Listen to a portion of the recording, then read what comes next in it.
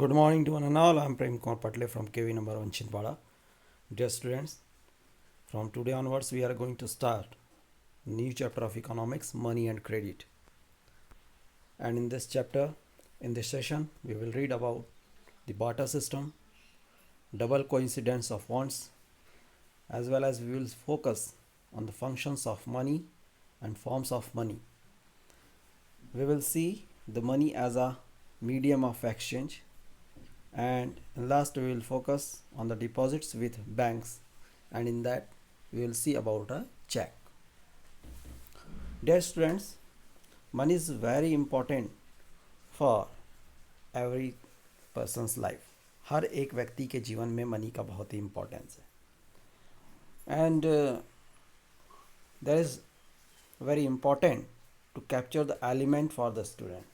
Okay, this you have to understand what is the role of money in our life and how it was regulated in present time, and how the people of earlier people they perform their economic activity without the money. जब currency अपने form में नहीं थी तो वो किस तरह से इकोनॉमिक एक्टिविटी को परफॉर्म करते थे, ये हमारे लिए जानना ज़रूरी है. As well as all of you have listen about the credit.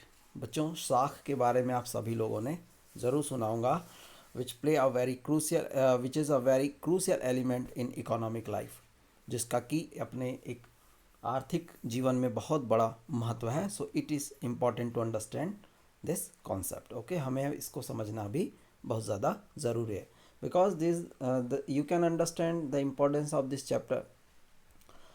All economic activities whatever have been is going to be conducted by banks, formal sectors or informal sectors, which play a very important role not in the life of a person but in the economic sector of a country. So I'm going to start with money as a barter system. बच्चों, barter system क्या है उसको आप समझने की कोशिश कीजिएगा. Money is something that can be used as a medium of exchange. Before the introduction of money, things were exchanged, which was known as barter system.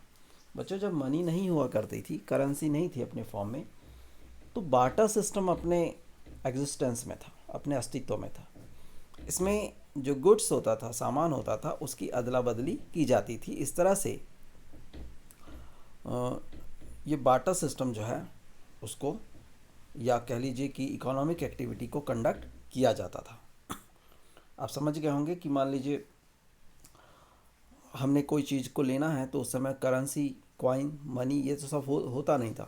तो उस समय सिर्फ वस्तुओं की अदला बदली होती थी, एक्सचेंज होता था. वो ही एक बार्टर सिस्टम है. But there were many problem in the barter system. As क्या प्रॉब्लम्स थे उसके साथ, वो भी समझना होगा. In the barter system it is difficult to calculate the value of thing. Barter system में किसी वस्तु की जो वैल्यू क्या हो सकती है, उसकी वैल्यू को कैलकुलेट करना काफ़ी टफ और काफ़ी डिफ़िकल्ट टास्क था. In the barter system double coincidence of wants is necessary. ये बेटा एक वर्ड आ गया आपका, समझिएगा. Double coincidence of wants, इसको समझना है. Is necessary condition to exchange the thing. यह एक नेसेसरी कंडीशन होती थी. It means both parties have to agree to sell and buy each others commodity. Double coincidence of wants is the part of barter system. इसमें क्या होता था कि double coincidence of wants में कि एक व्यक्ति है जिसके पास ढेर सारा व्हीट, गेहूँ है, और उसे राइस की ज़रूरत है. अब वो मार्केट में आएगा और वो एक ऐसे व्यक्ति की तलाश में रहेगा जिसके पास राइस हो और उसको उसके बदले में क्या चाहिए, व्हीट, गेहूँ चाहिए. अगर ऐसा हो जाए कि दो लोग हैं, दोनों के पास जो चीज़ें हैं वो एक दूसरे की चीज़ों की उन्हें ज़रूरत है और वो आपस में उन वस्तुओं की, उन कमोडिटीज़ को एक्सचेंज कर लेते हैं, it is called double coincidence of wants. ठीक है, इसको कहा जाता है डबल कोइंसिडेंस ऑफ वांट्स, यानी आवश्यकताओं का दोहरा संयोग. संयोग ही कह लीजिए कि भाई हमारे पास वो चीज़ है और हमें फलां चीज़ की ज़रूरत है, दूसरे के पास वो दूसरी चीज़ है जिसकी उसे ज़रूरत है. तो इस तरह से इसको डबल कोइंसिडेंस ऑफ वांट्स कहते हैं. A person desires to sell is exactly what the others wishes to bye.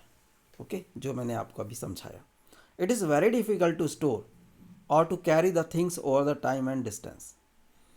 इस बाटा सिस्टम में एक प्रॉब्लम ये भी थी कि किसी भी चीज़ को, मतलब वही कमोडिटी को स्टोर करके रखना और उसको बहुत दूर तक डिस्टेंस लैंड में टाइम पर लेकर जाना, ये काफ़ी टफ टास्क हुआ करता था. In the barter system the people face the problem of divisibility also. It means people who have only horse, how he will take 2 kilogram rice. अच्छा, ये भी एक बड़ी समस्या है कि इस तरह के अगर हम एग्जांपल्स देखते हैं तो बाटा सिस्टम में इकोनॉमिक एक्टिविटी तो उस समय भी चल रही थी, लेकिन वो टफ हुआ करता था कि भाई हमें जिस चीज़ की ज़रूरत है उस चीज़ की ज़रूरत दूसरे, हमारे पास जो चीज़ है वो दूसरे लोगों को भी ज़रूरत होनी चाहिए, तभी हम उस अपने कमोडिटी को एक्सचेंज कर सकते थे. जैसे हमारे एक एग्जाम्पल के इस आधार पे हम समझ रहे हैं. तो डबल कोइंसिडेंस ऑफ या बाटा सिस्टम जो है बेटा, उसमें ये प्रॉब्लम्स तो थी, लेकिन आपको यहाँ उसके कॉन्सेप्ट को समझना ज़रूरी था. उम्मीद है आपको ये बाटा सिस्टम और डबल कोइंसिडेंस ऑफ वांट जो है समझ में आया होगा. ये इस इमेज के थ्रू भी आप समझ सकते हैं कि देखिए एक व्यक्ति है जिसके पास फिश है और एक के पास वीट है. वो वीट एक हाथ से दे रहा है और दूसरे हाथ से वो उस चीज़ को ले रहा है, जो जिस उन दोनों को उसकी चीज़ की ज़रूरत है. एक चीज़ को ये एक्सचेंज कर रहे हैं, अपनी कमोडिटीज़ को आपस में एक्सचेंज कर रहे हैं. सेकंड पिक्चर में भी जो एक्सचेंज करती हुई गर्ल्स दिखाई दे रही हैं, वो इसी चीज़ को इंडिकेट कर रही कि ये कमोडिटी का एक्सचेंज है. Barter system is a exchange of commodities. Okay, now functions और फीचर्स कह लीजिए उस मनी के, उसको हम समझते हैं. Money acts as an intermediate in the exchange process, so it is called a medium of exchange. बच्चों, अब मनी को हम समझते हैं. आपको जिस भी चीज़ की ज़रूरत होती है, किसी भी शॉप में किसी भी चीज़ की, आप जाते हैं, करेंसी मनी निकाल करके उस शॉपकीपर को, शॉप ऑनर को देते हैं और बदले में आप वो चीज़ ले लेते हैं. यहाँ पर आपको डबल कोइंसिडेंस ऑफ वांट्स जैसे सिचुएशन की कोई ज़रूरत नहीं है. तो you can understand money acts as an intermediate in exchange process. Okay, that's why it is called a medium of exchange. It's, अब इसने क्या काम किया बेटा, it solve the problem of double coincidence of wants. ठीक है, इसने इस प्रॉब्लम को सॉल्व कर दिया.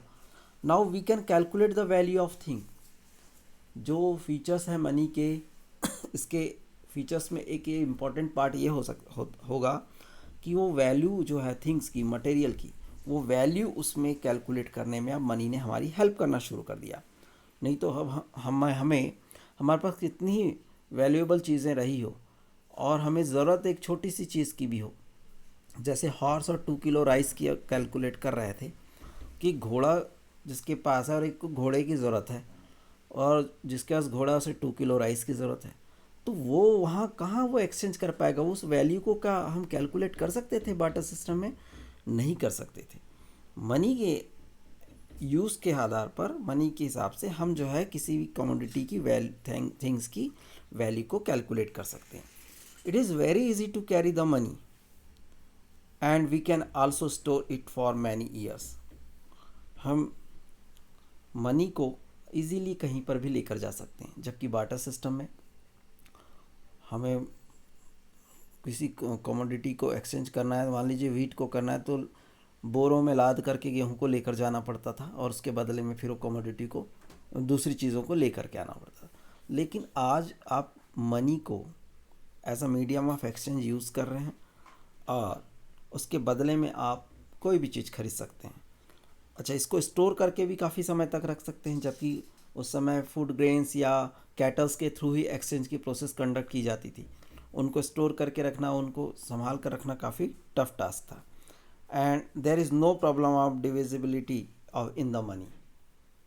इस तरह से हम देखते हैं कि ये जो फंक्शंस कह लीजिए, फीचर्स कह लीजिए मनी के, वो कितने ज़्यादा इम्पॉर्टेंट थे. Now we have to understand about the forms of money. बच्चों, फॉर्म्स ऑफ मनी को समझ लीजिए. आज के प्रेजेंट टाइम में जो मनी है वो क्वाइन और पेपर करेंसी है ना, paper notes. Modern form of currency money is in paper notes and coins. आप आज देख रहे होंगे कि 1 रुपये के नोट से लेकर के 2000 रुपये के नोट तक की जो पेपर करेंसी आज अवेलेबल है मार्केट में, और वैसे ही क्वाइंस के फॉर्म में भी मनी आज अवेलेबल है। लेकिन पहले क्या होता था? Before the introduction of coins a variety of objects was used as money. ठीक है, जैसे for example since the very early age Indians used grain and cattle as money.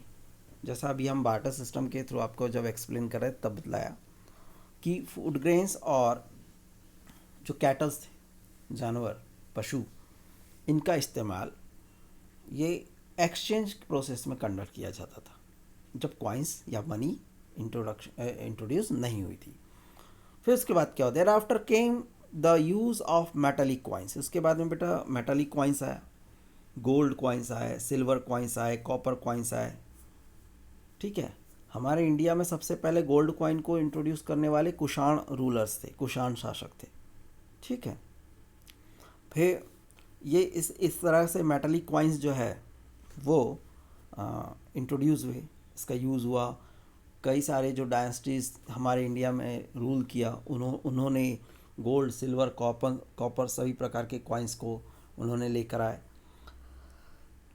आज का जो मॉडर्न फॉर्म है आप उससे सभी लोग वाकिफ़ हैं। And present time the modern form of money is based on paper notes and coins. Money deposits in the banks also described as a modern form of money because it is also used as a medium of exchange। जब आप money को bank में deposit करने के लिए भी जाते हैं तो अब आप आज के समय में paper note, paper currency, coins इस फॉर्म में जाकर के डिपॉजिट कर सकते हैं। अब मॉडर्न फॉर्म के करेंसीज को, मनी को आप यूज़ कर रहे हैं। पुरानी करेंसीज को आप लेकर के नहीं जा सकते, gold coins, silver coins, copper coins को। तो आज ये जो मनी है as a medium of exchange के तौर पर बहुत ही इम्पॉर्टेंट रोल प्ले कर रहा है। तो हम देखेंगे कि जो मनी है, मनी को जो हम मीडियम ऑफ एक्सचेंज कह रहे हैं, why is it accepted as a medium of exchange? ये क्यों ऐसा है कि मनी को मीडियम ऑफ एक्सचेंज के तौर पर एक्सेप्ट किया जा रहा है? Generally this question has been asked in previous examination, so it is very important slide for you। okay बेटा, ध्यान समझने की कोशिश कीजिएगा। Money accepted as a medium of exchange because the currency is authorized by the government of the country। देश की सरकार के द्वारा इस करेंसी को अथोराइजेशन प्रोवाइड किया गया है, इसे मान्यता प्रदान की गई है ये लीगली एक्सेप्ट भी किया गया है, इसलिए मनी को as a medium of exchange accept किया जाता है। In India the Reserve Bank of India issues currency notes on behalf of the central government. जो रिजर्व बैंक ऑफ इंडिया बेटा वो केंद्र सरकार के ऑन बिहाफ में, उसके निर्देशन में करेंसी नोट्स, जो पेपर करेंसीज हैं, उसको सर्कुलेट करती, इशू करती है। As per Indian law no other individuals और organisation is allowed to issue a currency. Bharat देश में जो भारतीय कानून है उसके आधार पर कोई भी व्यक्ति या कोई भी ऑर्गेनाइजेशन, संगठन करेंसी को इशू नहीं कर सकता है, जारी नहीं कर सकता है। आप अपने घर पर बैठ कर के पेपर करेंसी को प्रिंट नहीं कर सकते, ये इलीगल है। कोई भी ऑर्गेनाइजेशन, कोई भी एक संगठन अपने एम्प्लॉयज़ को डेप्यूट करके पेपर करेंसी को प्रिंट नहीं कर सकता, कॉइन्स को मिंट नहीं कर सकता। तो ये जो अथॉरिटी है ये रिजर्व बैंक ऑफ इंडिया है, जो कि करेंसी नोट्स को इशू करता है सेंट्रल गवर्नमेंट के ऑन बिहाफ में। More over the law legalize the use of rupee as a medium of payment that cannot be refused in settling transaction in India। अगर आपको किसी के साथ लेन देन करना है तो आप उसे पेपर करेंसी, कॉइन करेंसी के तौर पर दीजिए। कोई भी उसे एक्सेप्ट करने से रिफ्यूज़ नहीं कर सकता है। अगर वो उस चीज़ को रिफ्यूज़ करता है तो एक प्रकार से कानूनी कार्यवाही उस पर की जा सकती है। No individual in India can legally refuse a payment made in rupees, okay. Has the rupee is widely accepted as a medium of exchange. इसीलिए जो रूपी है बेटा, वो उसको सभी जगह एक्सेप्ट किया जाता है as a medium of exchange. तो आप, मुझे उम्मीद है कि ये money as a medium of exchange आपको समझ में आ गया होगा। Now we will see about the deposits with banks. आप अपनी बैंक्स में आप देखते होंगे कि कई सारे जो लोग हैं, they are employ somewhere, they are worker who receive their salary at the end of each month and have extra cash at the beginning of the month, okay. What do people do with this extra cash? वो लोग अपने उस, आपने देखा कि कई सारे लोग जो सैलरीड पर्सन होते हैं लास्ट मंथ के लास्ट में अपनी सैलरी पाते हैं, ठीक है। अब उनके पास कुछ एक्स्ट्रा मनी भी होती है, एक्स्ट्रा कैश होता है, तो वो अपने कैश के साथ क्या करते हैं, they deposit it with the banks by opening a bank account in their name, है ना। And banks accept the deposit and also pay an amount and as interest on the deposits. ये जो लोग होते हैं जो अपना एक्स्ट्रा एक्सेस मनी होता है उसको अपने बैंक अकाउंट में जमा करते हैं, और उसके बदले में बैंक उनको क्या करती है, बैंक उस पर उनको इंटरेस्ट भी देती है उनके उस डिपॉजिट्स पर, ठीक है। And in this way people's money is safe with the bank and it earn an amount as interest. और लोग क्या होता है, इंटरेस्ट के आधार पर और भी अपने डिपॉजिट्स के साथ अर्न करते हैं, अपने उस इंटरेस्ट पर वो अर्निंग कर लेते हैं, ठीक है। So the deposits in the bank accounts can be withdraw on demand. अगर आपने कोई अपना डिपॉजिट कर रखा है तो आप वहाँ जाइए, एक विदड्रॉल फॉर्म भरिए और आप डिमांड कीजिए, ठीक है। These deposits are called demand deposits. ऐसे डिपॉजिट्स को हम क्या कहते हैं बेटा, डिमांड डिपॉजिट्स कहते हैं। तो ये अगर कहा जाए तो जमा को मांग जमा कहा जाता है।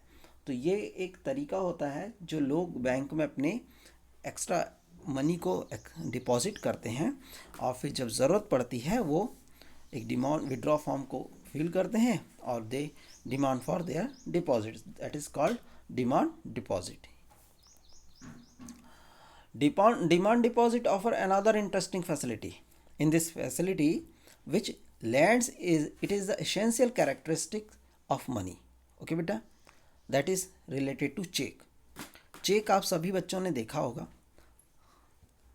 और आपके स्क्रीन पर भी एक इमेज जो है चेक की वो आपको दिखाई दे रही है।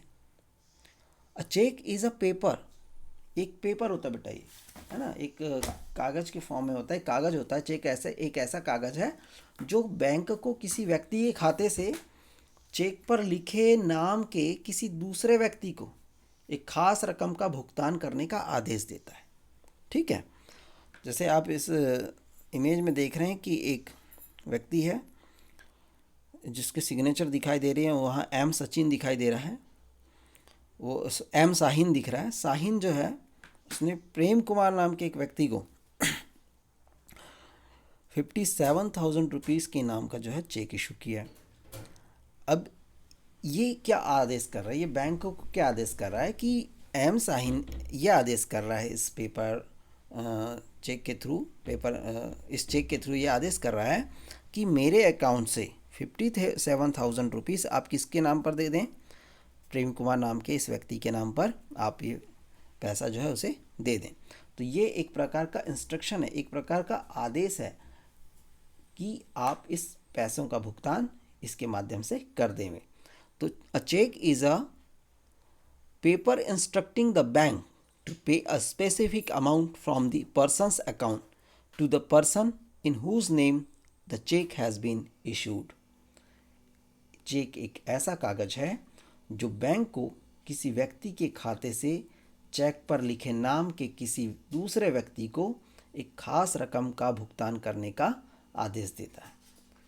बच्चों, आपने डिमांड डिपॉजिट्स विद बैंक और चेक के इस कॉन्सेप्ट को भी समझा। आपने form of currency, features and functioning of